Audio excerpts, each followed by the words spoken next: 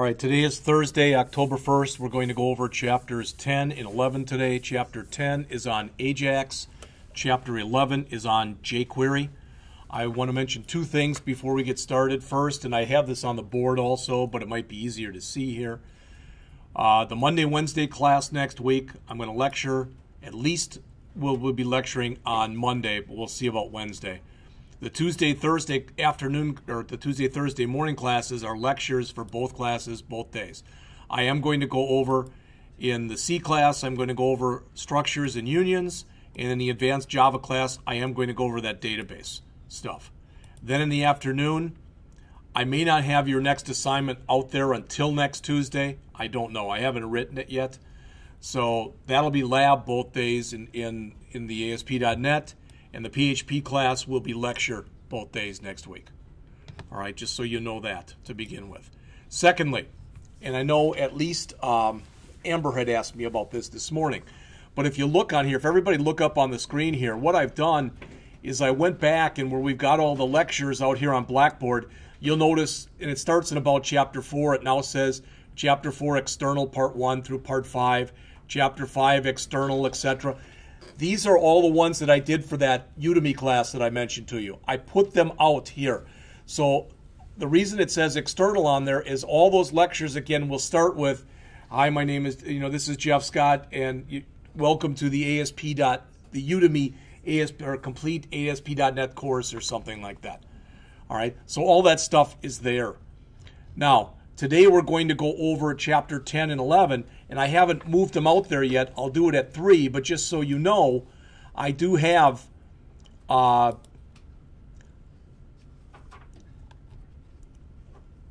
more lectures on Ajax and 5 more on jQuery that will be put out there.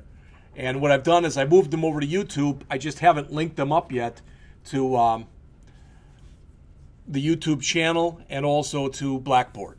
I'll do that either during the break or after 3 o'clock today, but that will be done by the end of the day today.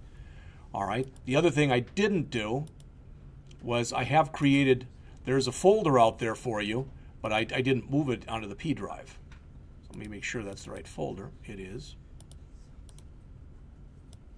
So the stuff that we're going to talk about today, I thought rather than me sitting there and trying to go through this stuff and build it for you on the fly where I seem to screw it up more than I get it right, I'm going to grab the stuff that we already have, or I already have, and I'm going to put that out there so you can see that that's out there right now. I'll zip it, and it's my responsibility before the end of the day today to also go and put all that stuff out on Blackboard. All right? I know I heard Travis talking this morning, and just so you know, Blackboard goes through routine maintenance. And most of the time when they go through maintenance, it's on a Saturday and or on a Sunday. So if you ever try to get in on the weekend and you can't, that's normally why. That's not BTC Blackboard maintenance. Normally that's Blackboard. We're contract Blackboard out.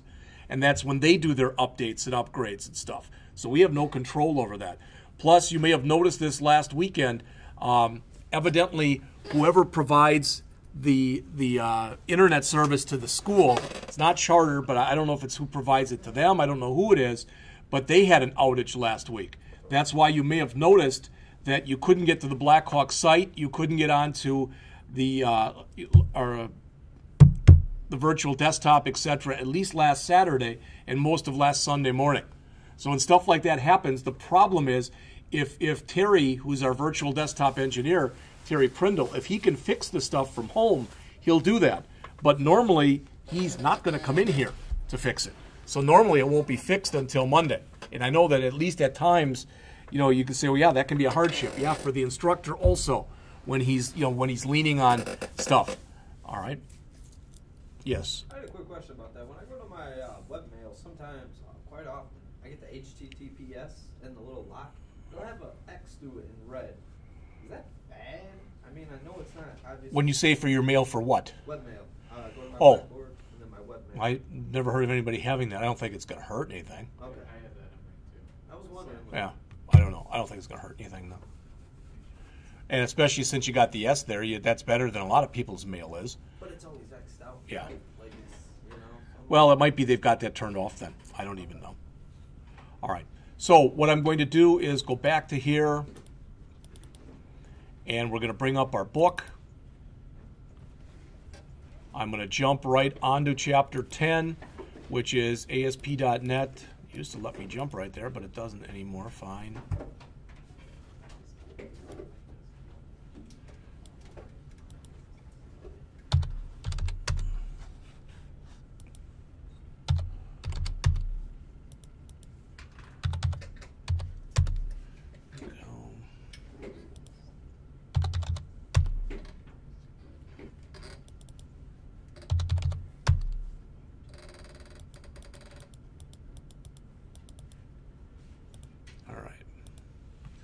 I don't think I've started taping yet. Yes, I have. Okay, that works for me then.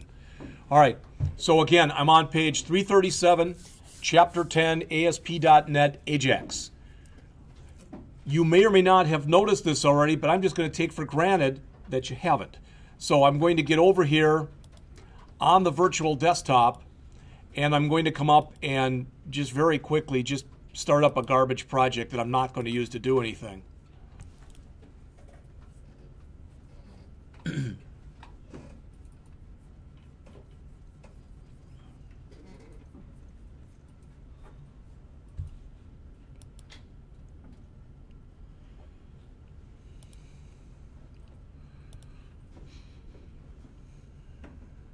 Make a new website. I'll just make it empty because I'm not really going to use it for much of anything.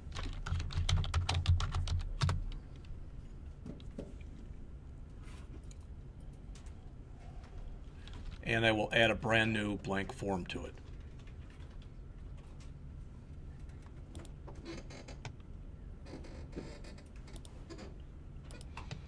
All right, so what I want to show you, if you look up on the screen here as soon as this comes up, and that is when I bring this up and we start to look at the toolbox here. I started to mention this to you at the end of last period, but we haven't really talked about this at all.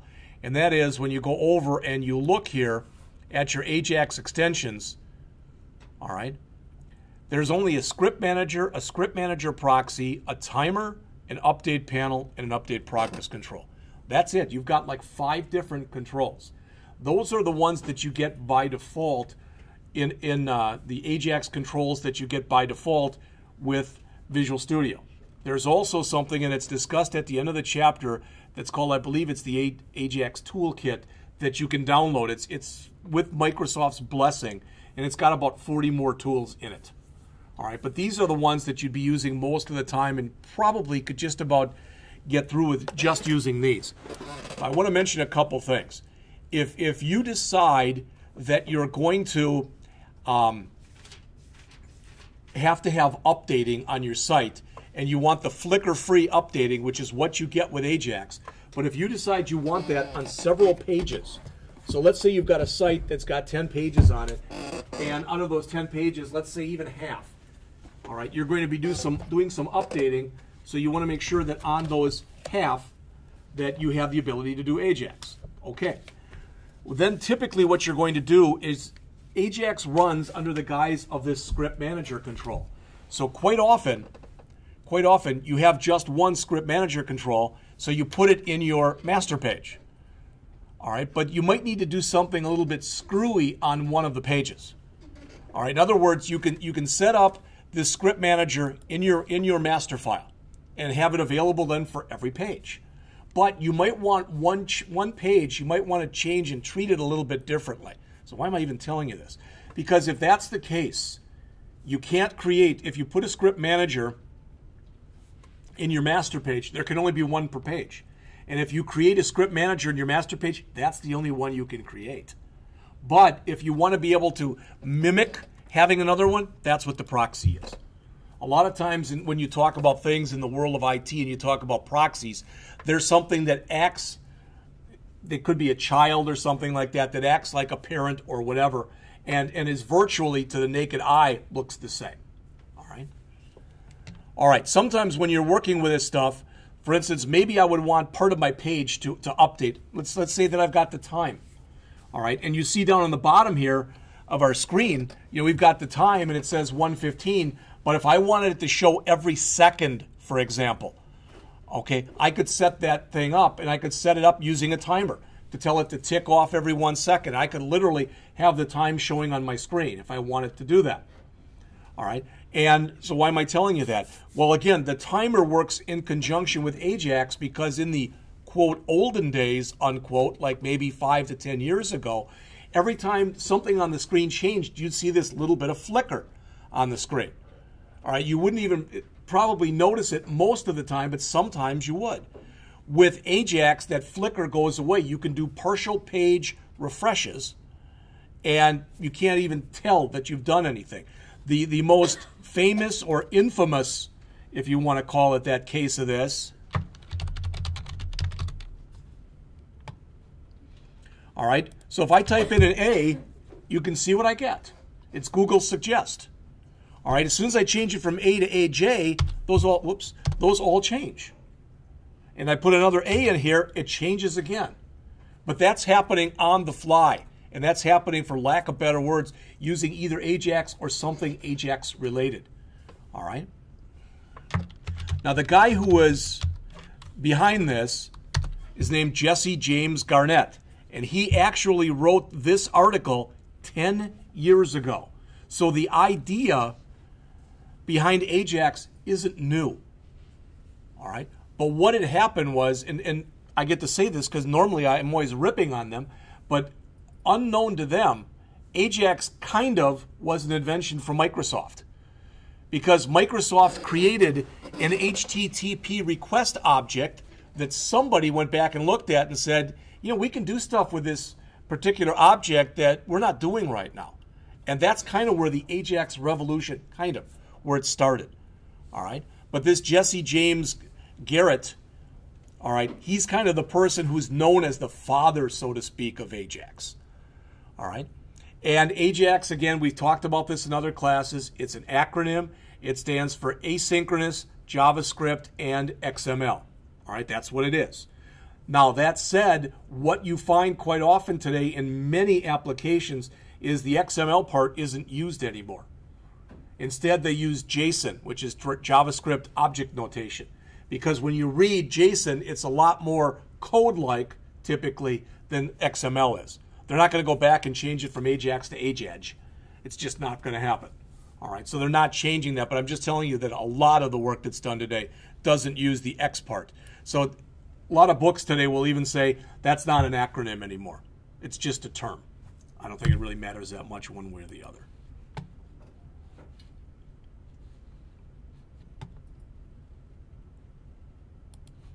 All right. So I've shown you quickly a little bit on some of those tools. We'll go over the rest of them, the update progress, etc. We'll go over those in just a little bit. All right. The last thing that they talk about in the chapter, we're not going to get into this in any depth of coverage at all, is creating what are called Windows Communication Foundation Services. All right. And they start to really unleash the power of being able to use a product like ASP.NET. All right. Again, we'll talk about that, but not in a lot of depth or breadth of coverage. So they tell you the same kind of thing here.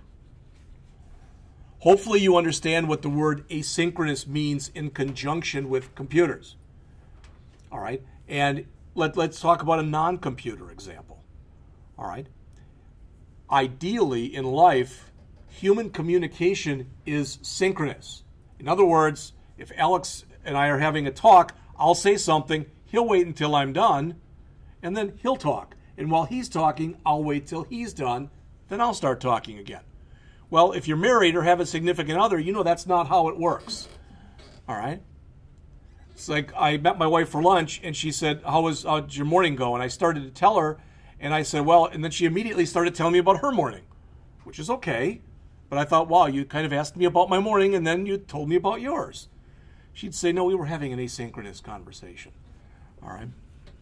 But the whole big thing about it is you want to be able to have what's known as a flicker-free page. All right? So one of the examples that I actually put in here, just so you can see it, and it's nothing at all big. In fact, the tapes that are in here that go along with this, I actually almost make fun of my own example.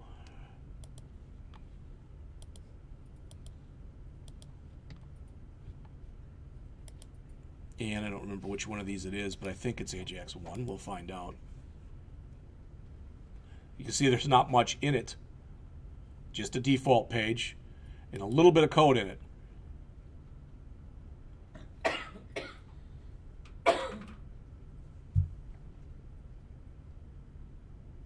Computers and the like have gotten a lot better over time anyway, but it used to be that when I did this and I click submit, you can see the time. All right, no biggie. If I click it again, you can see how it's upgrading. All right, but it used to be whenever that happened, you'd see a quick little flash on the screen. That was known as flicker. All right, and that's one of the things that Ajax is supposed to minimize, if not completely get rid of. All right.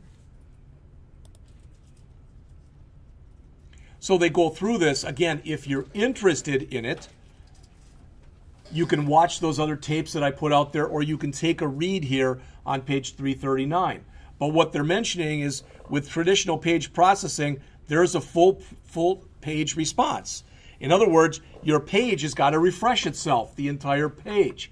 But with Ajax, you only refresh on the page what has changed. All right, the rest of it stays there. So they mention, it says even though the model has been used for years, it has a few drawbacks. It says first, because the entire page is loaded after a postback, the HTML sent to the browser is much larger than it needs to be. In English, what does that mean?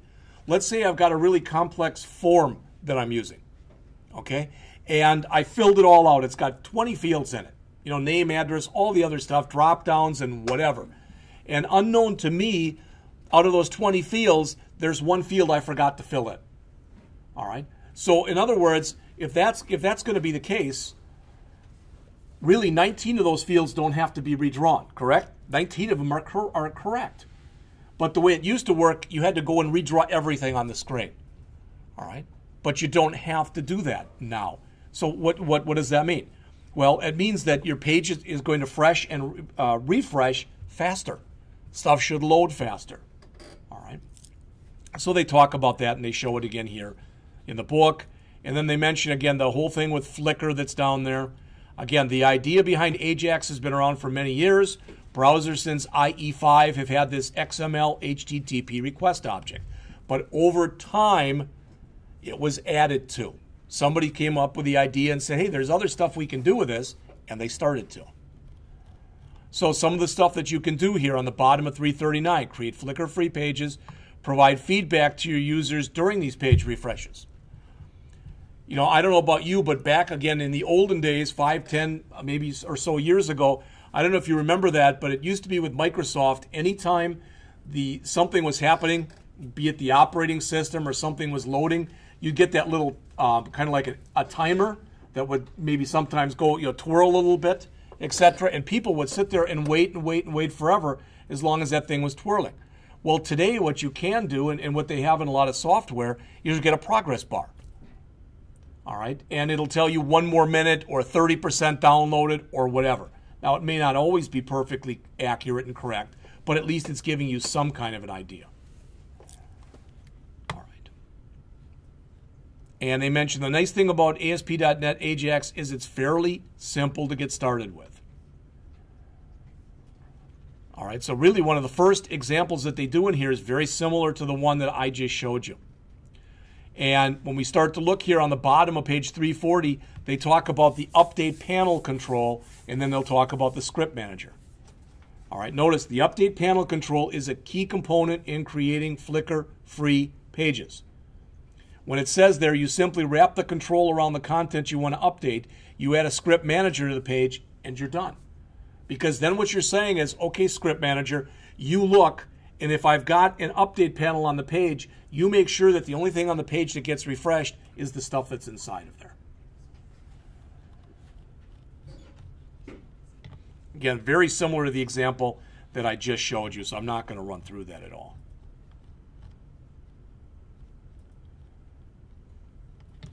Here's the key thing. I can't say it too many times. You're defining the region of the page that you wish to refresh without refreshing the entire page.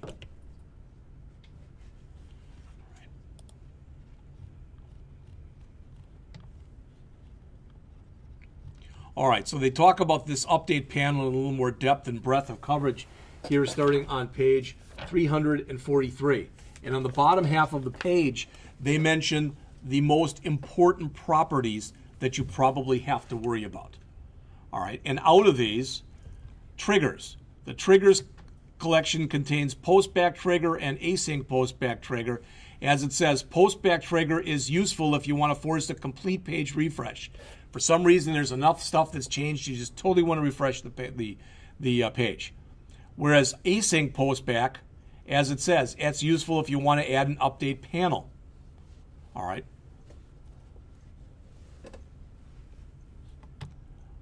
The update mode, as it says, it determines whether the control is always refreshed or only refreshed under certain conditions. Again, you would say, well, what the heck does that mean? There might be times when you change something that's on a page, but you don't think it's at all necessary to even alert the user or whatever that something has changed. All right, notice, as useful as it is, it comes at a price. Although it appears only part of the page is refreshed, that's how it appears to the naked eye. It says the entire page still has to be posted back to the server. All right? So you're only seeing the part that's changed, but everything goes back to the server. But ideally, this is going to this is going to be, your page will actually on the screen will be loading faster. All right. So the script manager control, as mentioned here on the bottom of 344, it's the conduit or the bridge between your page and the server. You don't just use the script manager for Ajax. Okay? It says you can use it for script resources such as JavaScript files. So it is used for various different things. All right? The properties that you're going to use the most often are shown on the bottom of 344 and the top of 345.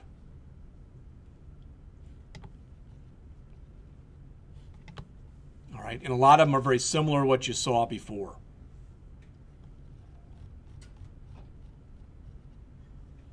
It says, although the update panel and script manager together are all you need to create flicker-free pages, Ajax offers more to enhance this.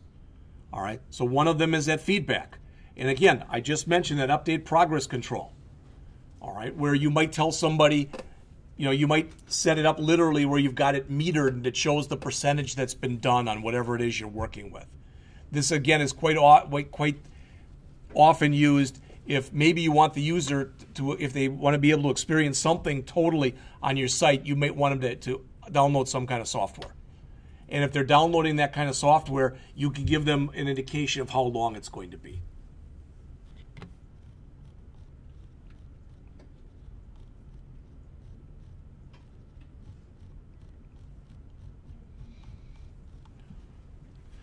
Now, in the example that they put in here, the next example, the key thing is this sleep that you see in here. So many things happen so fast in a computer, all right? With the first year people in the JavaScript class this year, one of the programs that I had them do was very similar to what I had you guys do in the C class. I had them simulate a coin flip, and they could put in a number between 1 and 1,000,000, and that would simulate flipping the coin that many times. Well, whether you put in there 1,000 or whether you put in there 1,000,000, as soon as you hit, tell it to go, it's done. So sometimes when you want to test this stuff, you have to do it in almost a simulation mode. So what they're showing here and what I've got on the screen here in blue is what it's saying is it's telling the system to go to sleep for 5 seconds. All right. Sometimes that's the only way you can test things because otherwise it happens so fast you don't know whether something is happening or it's not happening. All right.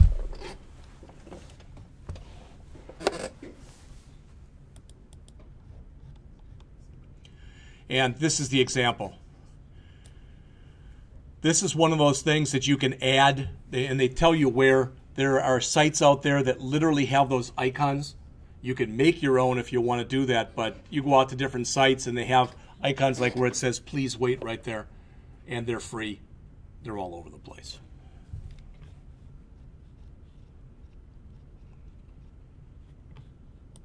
All right. With the update panel in the user control, everything that falls within the content template of the update panel will be updated upon postback, but that's it. And again, that's what they're talking about in here. I think if I go back to this, I should be able to show you this. Now again, you see it now, and you notice how the time has changed quite a bit, etc. It's about 10 minutes later. All right, that's fine. So I'm going to stop the run here. I'm going to stop this from running, and I'm going to close this.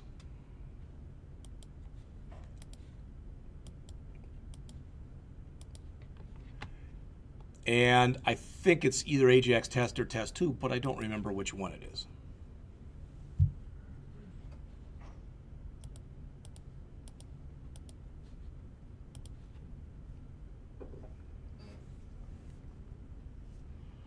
So what I have here is a real simple calculator. Very simple. All right? And you'll notice if I come in here, 33 and 7. All right, and I click calculate. Ideally, what you notice is the only thing that changed were those labels, because those are the only thing that are wrapped inside of that update panel, which is wrapped inside of the script manager. This stuff here didn't change. You used to always see a flicker when you did stuff like that. You don't anymore. All right, you can see I didn't do a good job of formatting that to 2 decimal places, but it worked just fine. So again, if you look at the associated code with this,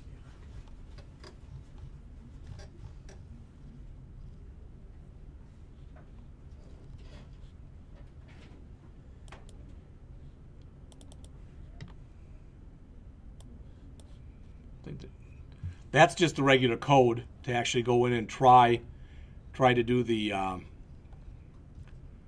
calculation, okay?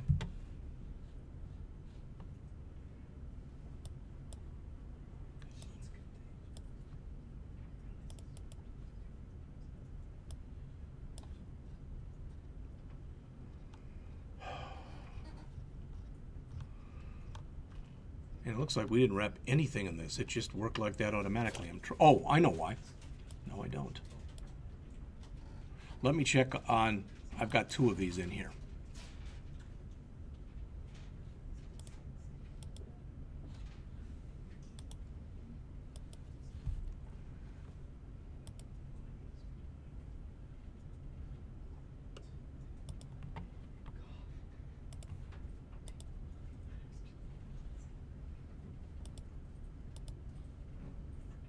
Here we go.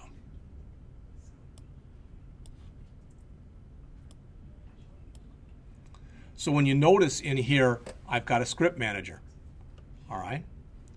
And then after that, we've got an update panel. And that's got only the stuff in there that we actually want to have change. It's probably not going to look a whole heck of a lot different.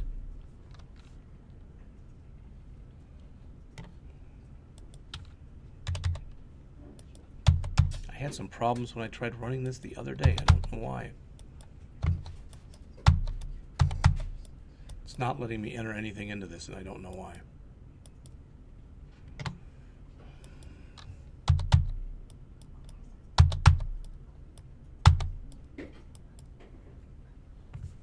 See that calculating please wait right there? I think I put like about a 10-second timer in it. I thought it was 10 seconds, but maybe it's not. I don't see it. It was right here. All right. But notice this. My time is being updated, and I've told it in there to update every 10 seconds. All right. Notice how, well, maybe it is every second. Boy, this has been a great period so far, hasn't it? All right. Let's look at the code.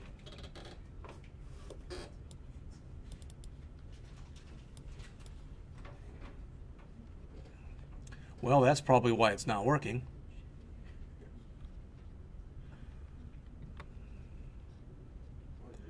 But this is what I wanted to show you. All right. So that timer tick, what that's saying is basically every second, okay, do an update. When I wrote this, it didn't have any errors, so I'm not sure why, unless I went back and changed names for some reason. I don't know, but I had this problem, and I sent you an email too. I had to exit out. It's like if you open one before the other, it screws it up. If you don't have like Well, the default. I'll try that. Like yeah, I was dealing with this. It's driving me nuts.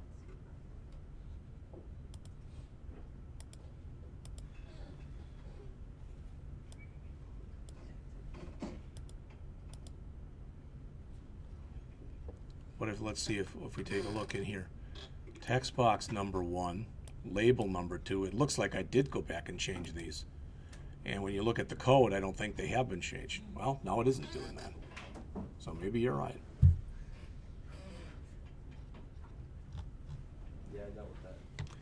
I'm sure it is only a coincidence that anytime we have software and it works in a quirky manner, that it appears to be Microsoft software. I'm sure that is just a coincidence.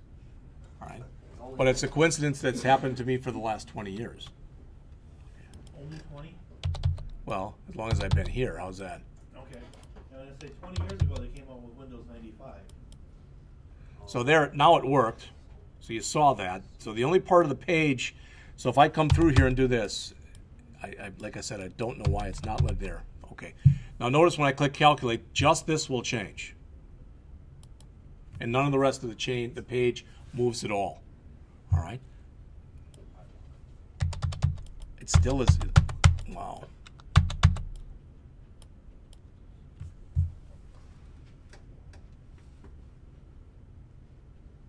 It's not giving me my results there, and I'm not sure why. There they go. Okay. And I guess it's giving me the same ones from up here. But still, that was putting in that sleep for 10 seconds. So that it said, please wait. That's something you hard-coded That's in? something I hard-coded Okay.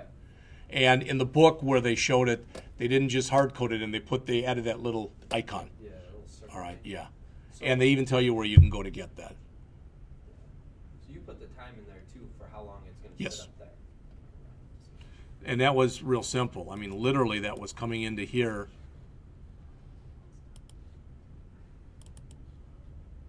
Look at that. Oh, and then beep at me, too. That's nice. I told it to sleep for 8 seconds. All right. You can always change that. You can make that any number you want. Except it's got to be positive, though. Doesn't make sense because it can't go back in time. Suppose you could try it. I never have, but I don't know exactly what would happen if you did that. I don't think that You go back in time. Yeah. I'll be younger. Well, it's funny. My father-in-law, who died about 4 years ago, he once told me that he lived at the right time. He lived, the Depression and that, but he said he lived in a good time. And now when I watch my kids as they're growing up, I think I lived in a good time.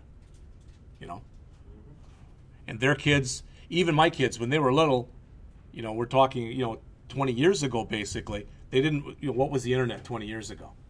Now with their kids are going to be like 2 and 3 years old, and they're going to be walking around with iPads. They'll be their first toys. Oh, no doubt. No doubt. A little scary. Oh, that's already happened now. Oh, I know it does. I'm just saying in their life, that's the way that it'll be. Now, if I go down to St. Louis and meet with my daughter, it's hard to get her off her phone. She's either texting or talking or whatever, so I can have like 5 minutes of her time. So, all right. Again, they say you can update, for example, an update panel every 5 seconds. I just showed you something similar to that. All right, you can set the timer right here. Also, you can set the interval. So there's a lot of different ways that this same stuff can be done. All right. Okay. Next, they talk about web services starting on the bottom of page 351. And we will go over this section, but not in a lot of detail. All right. But it says the ability to call web services from an Ajax-enabled ASP.NET website is a great addition to our web toolkit. What are web services? They're essentially methods that you call over the internet. In a way, they're really cool because if I'm somebody who has bought a book that's called Learn How to Program ASP.NET in 24 Hours, and I start going through it, and maybe I go through the first, and maybe you've done this yourself when you've tried to learn things, you go through the first 2 or 3 chapters, and it's not hard. Then you get into chapter 4, and it's like, what the hell are they talking about? because nothing works. None of the examples work. Nothing works. So the idea is, well, maybe, you know, I've got Luke, who's my smart friend, so I can ask him and he'll help me. Now, Ben's not sure about that. All right, but you get the idea. With web services, what you can do is you can go and it's the equivalent of buying the code because you're buying services. And what people do now, they're literally, you know, when's the last time somebody, you know, came to your door with a phone book? Literally, they come once a year by us. They still do. It's real little now. It's about, you know, maybe 5 or 6 inches high, you know, and most of it is just ads that are in there anyway. But the thing is, when you start to work with web services, there is an online Yellow Pages. So if you want to go in and you want to look, and let's say that you've got something, you're writing some kind of a really cool translation program, okay, and you've written part of it, your interface is beautiful, but you don't have a flaming clue to how to actually do the translation. Or you can do English to Spanish, but now somebody else says, why buy your tool if you could also go from English to German and back? And you don't know German. So you go out and you buy a web service that does it for you, and you plug it into your program. All right, that's the way a lot of things are done today. In fact, maybe you've heard, if you looked enough, you see things that end like this. AAS, that means as a service. All right, you can buy all sorts of stuff as a service. All right, there's even this, which is not SaaS that we talked about. It's not, because SaaS is SaaS. It's pronounced the same way, but that's software as a service, where you can go out to an electronic Yellow Pages, find some kind of a software component that you want, and be able to plug it into your program. All right, and a lot of companies do that because either they don't have the expertise working for them that's able to do it, or they don't have the time, or whatever. It could be all sorts of reasons. Isn't it already happened for this phone that you have an app and then you just kind of hold over English page and then it translates to whichever language that you want? There's, yes. Yeah. But again, you know, back in the day, you know, when I was programming in the 80s, everything was national. We didn't think that much about international stuff. It wasn't that big a thing. All right, but today, you've got a market out there. I mean, imagine if Amazon only sold in the United States. Because I don't know how much money they make overseas and whatever, but I'll bet you it's a lot of money. You know, and if let's say they're headquartered out of Washington. I don't know where they're headquartered out of, but let's say that's there. And if they're sending a lot of stuff to China, for example, you know they're going to open up a base in China, because that would just make sense to do that. Wouldn't make sense to keep sending stuff from Washington to China or whatever. All right, in much the same way, when you start to do this kind of stuff, as it says, they're based on solid and well understood standards. So it's done the same way all the time. Some of the things that you'll hear when you talk about web services, some of the stuff that people will talk about. All right, and it's kind of funny that this is the acronym, but it's SOAP, SOAP, Simple Object Access Protocol. But it's the way all this stuff internally ends up working together. There have to be standards, and they have to be agreed upon standards, because if I'm doing it one way, and I'm working with you, and you're in another country, and you're doing it in another way, we're not going to be successful.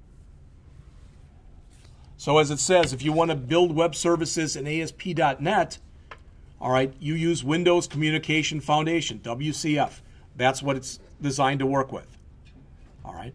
There's a whole big section. I did go out there and take a look at it. There's books on it. You can go out to the Microsoft Developer Network and find a lot of stuff on it, etc. But there are things that you plug into your program.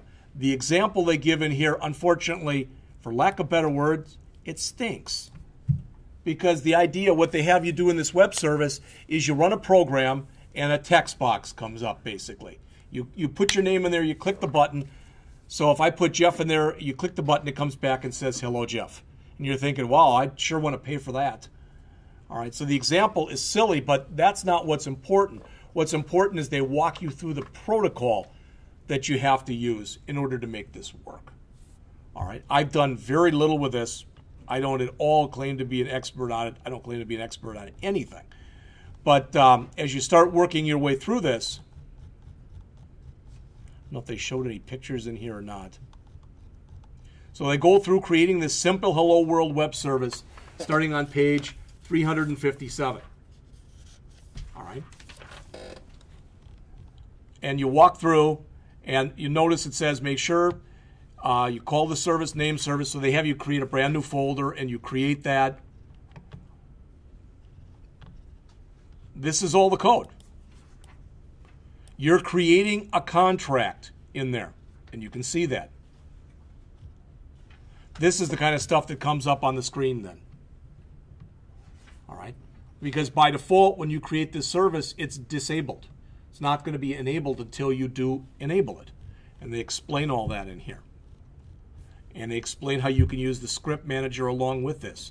But again, like I said, the example that they give in here is kind of silly because that's it. There's your output. All right? His name is Imar Spanjars. So he put Imar in there for his name. So it comes back up and it says, hello, Imar. All right? Seems like a lot of work to say hello to you. But the idea is, yes, it's very simple, but you can do a lot more with it than that. All right? That's really about all I wanted to say about web services. Okay? All right. Just as these tips, and then we'll take a break. It says, consider these tips to get the most out of Ajax. Because the content for an update progress panel is visible only during the page update, you'll find it hard to design its contents. All right, I didn't because as Luke said, he said, did you hard code that in there? Saying that it was updating or sleeping, or yes, you can do that. But it's kind of hard while something is updating to put a lot of stuff in there because you don't know how long it's going to take. It says, whenever you use an update panel, consider putting in one of those update progress controls as well. Even if it's not going to take much time. I mean, if it's taking 1 or 2 seconds, it's silly to do that. But if it's taking 10 seconds or more, you want to just let the user, still loading, please be patient, type of an idea. All right? All right. Don't overuse these. I mean, don't put them all over the place on your page, because if I put 7 of them on a page and each one of them, when I click a button, is updating, I'm not going to notice, I'm going to still notice flicker because I'm going to have 7 different parts of my page, all right, where it's going to be refreshing.